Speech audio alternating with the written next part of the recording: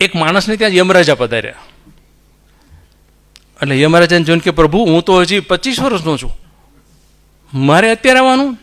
તો કે હા ભાઈ, તારો સમય થઈ ગયો, પણ હજી 30 મિનિટની વાર છે, તારા સમય મુજબ મૃત્યુ થાય. તો આને થયું, યમરાજાને કેવી રીતે, એના હાથમાં લિસ્ટ તો હતું, પણ લિસ્ટ જોવું કેવી રીતે? તો પ્રભુ એક કામ કરો ને, અડધી કલાક છે ને, મારે ત્યાં મસ્ત શ્રીખંડ પૂરી રસ પડ્યા છે, તમે પૃથ્વીનું ક્યારે ચાખ્યું છેલ્લે? યમરાજાને તો યાદ ન આવ્યું. એ કે તો લાઈ મૂક, આપણે 30 મિનિટ છે જ તે. એટલે બરાબર પીરશું ને યમરાજા ખાઈને કે હું 15 મિનિટ નેપ લઈ લઉં, ઊંઘ આવે જ, આપણો શ્રીખંડને પૂરી ખાઈ દો. એટલે યમરાજા સુઈ ગયા ને તો પેલા લિસ્ટ જોયું, તેનું નામ પહેલું જ હતું, અને છેલ્લું નામ જે હતું ને એની અંદર લખ્યું હતું કે 10 વર્ષ પછી. એટલે આણે શું કર્યું, એની પાસે ઓલું ઇરેઝર હશે તો કાઢી અને પોતાનું નામ છેલ્લે લખી કાઢ્યું. યમરાજા 15 મિનિટ પછી ઉઠ્યા. એ લોકો તો દેવતાઓને બધું સમયસર ચાલે અંદરનું ચક્ર.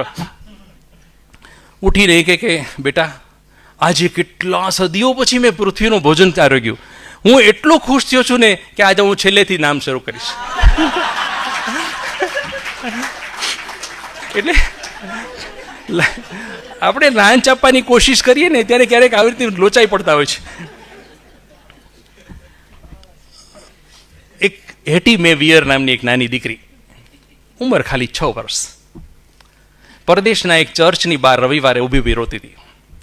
રોતી હતી એટલા માટે કે એના મેલા ગેલા કપડાં હતા, ચર્ચ નાનકડું હતું, અને એને કોઈ અંદર બેસવા નહોતું દેતું.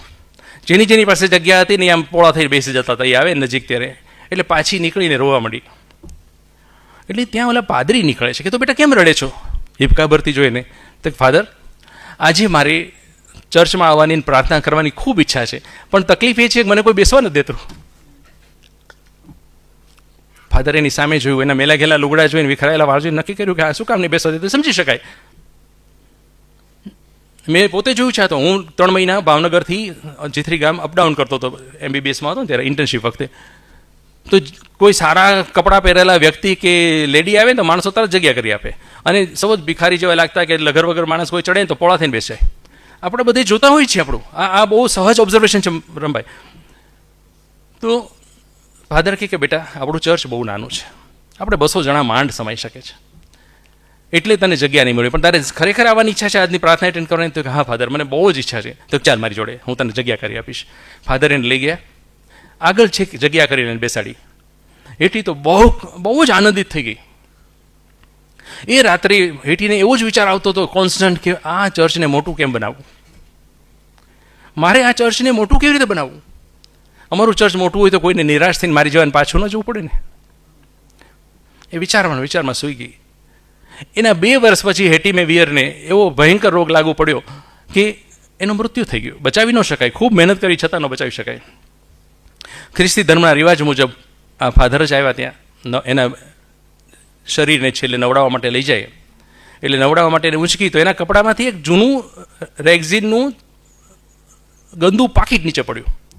તો પાકીટ ખોલીને ફાધરે જોયું તો એની અંદર 57 સેન્ટ, એટલે લગભગ 40-45 રૂપિયા થયા. બરાબર, ખબર નહીં આ ડોલર વધ્યો હોય તો કે ઘટ્યો હોય, બરાબર, પણ એ 57 સેન્ટ એટલે વધીને એટલા રૂપિયા થયા, 45 રૂપિયા જેવું થયું. એ અને એક નાનકડી ચિઠ્ઠીમાં ગડબડી અક્ષર લખ્યું હતું કે આપણું ચર્ચ ખૂબ નાનું છે, એના લીધે મારા જેવા ઘણા બધાને પાછા જવું પડે છે, પ્રાર્થના નથી થઈ શકતી, પ્રાર્થના સાંભળી નથી શકાતી, એટલે હું ઈચ્છું છું કે આપણું ચર્ચ મોટું બને. એના માટે 2 વર્ષથી આ પૈસા બચાવું છું. 2 વર્ષમાં એને ખાલી આટલા સેન્ટ જ બચાવ્યા હતા. 57 સેન્ટ. ગરીબ દીકરી જેને કપડાં નથી, ખાવાનું નથી, એને કેમ બચાવ્યા હશે? ફાધર હલી ગયા. ત્યાં હાજર બધાને ખૂબ રડવું આવી ગયું જોઈને, સાંભળીને. અંતિમ ક્રિયા પતી પછી ફાધર એના પિતાને કહે કે હું આ લઈ જાઉં, કાલ હું આ ચર્ચમાં વાત કરીશ. તેના પિતાએ કાગળ અને 57 સેન્ટ આપી દીધા. બીજી રવિવારે ફાધરે વાત કરી કે જુઓ, આ દીકરીની વાત તમને કહું છું, તમે સાંભળીને ભૂલી નહીં જતા, આ વિચારમાં રાખજો અને આ તમારા મગજમાં રાખજો અને હૃદયમાં રાખજો કે આ આપણે જરૂરિયાત છે. હવે નસીબ જોગે તે દિવસે એક પત્રકાર ત્યાં હાજર. પત્રકારો સારું કામ એ ઘણું કરતા હોય છે.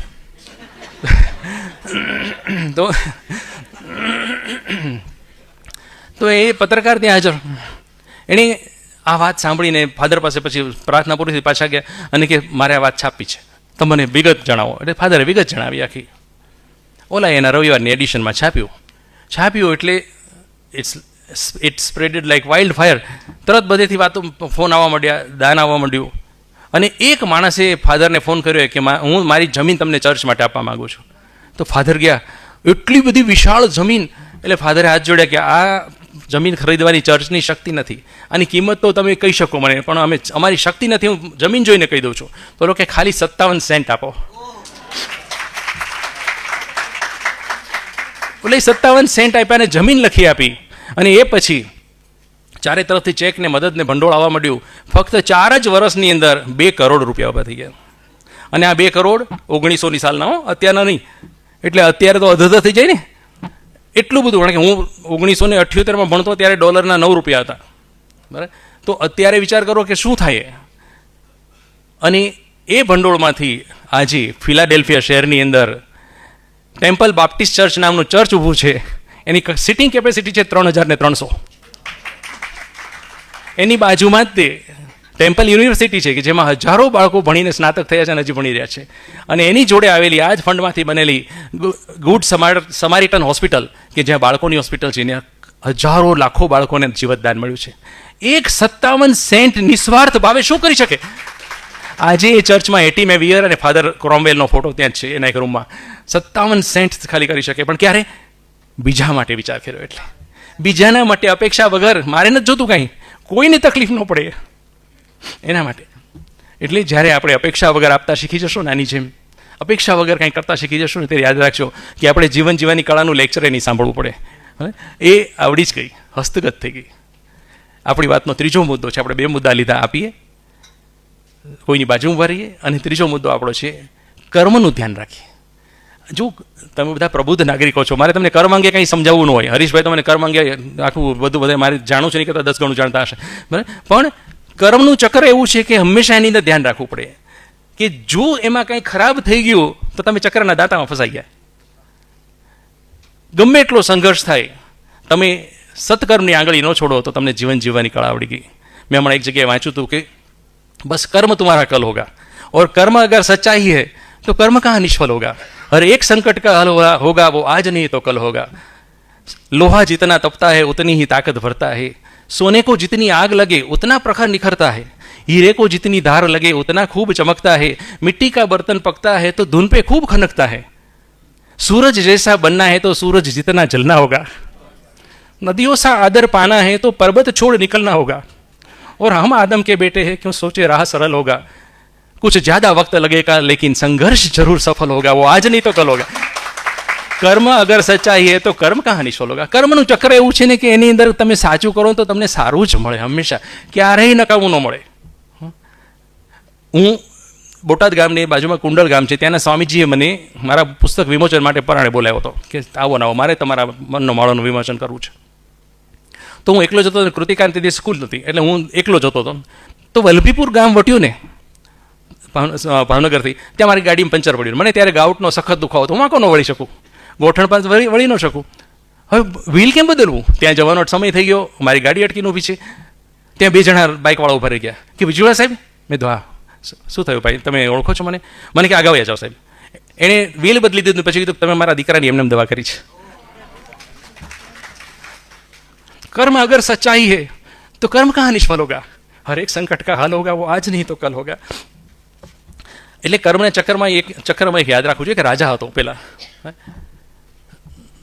ત્યારે તો એક રાજાની જ વાત હતી, ઘણા બધા રાજાઓ છે.